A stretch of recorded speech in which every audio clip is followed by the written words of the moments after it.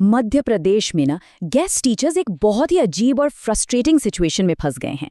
देखिए, एक तरफ तो है एक ऑफिशियल सरकारी आदेश जो उन्हें काम करने का अधिकार देता है, और दूसरी तरफ है एडमिनिस्ट्रेशन की खामोशी जो उन्हें उनकी रोज की सैलरी से दूर कर रही है। चलिए समझते हैं कि आखिर ये पूरा मामला है क्या।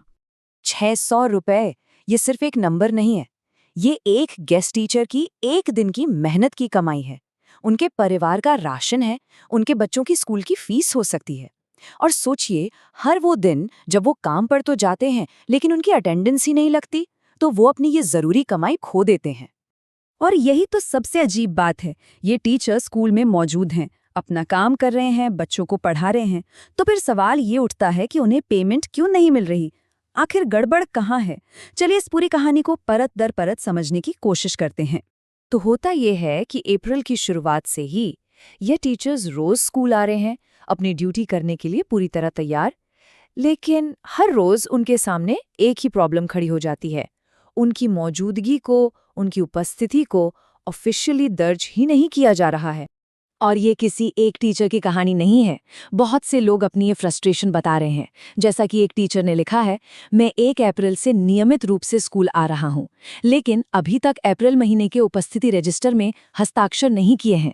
इसका सीधा सा मतलब है कि सरकारी रिकॉर्ड के हिसाब से वो तो स्कूल आ ही नहीं रहे हैं, और इसका असर सीधा उनकी सैलरी पर पड़ रहा है।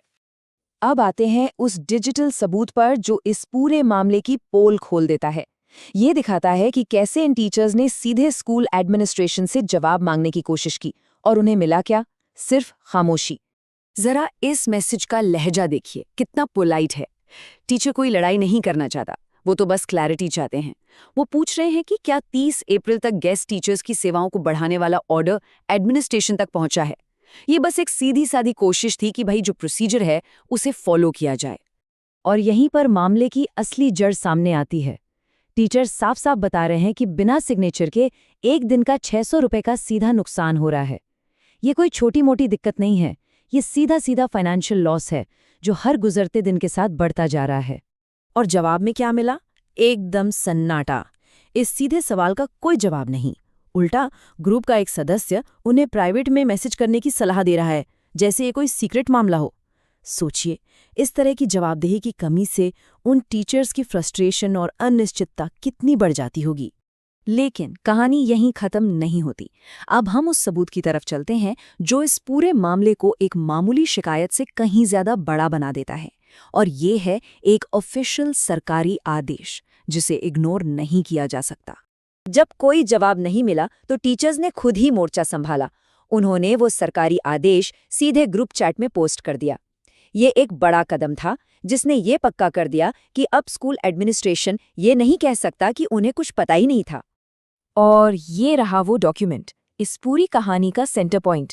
ये कोई सुझाव या सिफारिश नहीं है, ये commissioner tribal affairs Madhya Pradesh के ऑफिस से जारी एक ऑफिशियल लेटर है।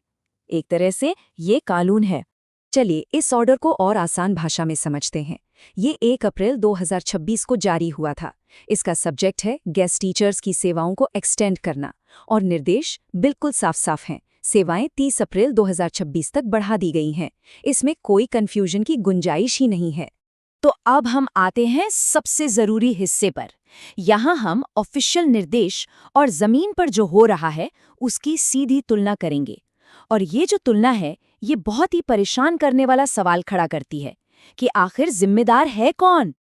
देखिए, ये स्लाइड पूरे मामले का सार है। एक तरफ हमारे पास एक साफ ऑफिशियल ऑर्डर है जो कहता है कि इन टीचर्स को काम करना चाहिए, और दूसरी तरफ हमारे पास एक स्कूल है जो उन्हें उनकी अटेंडेंस तक मार्क करने से रोक रहा है।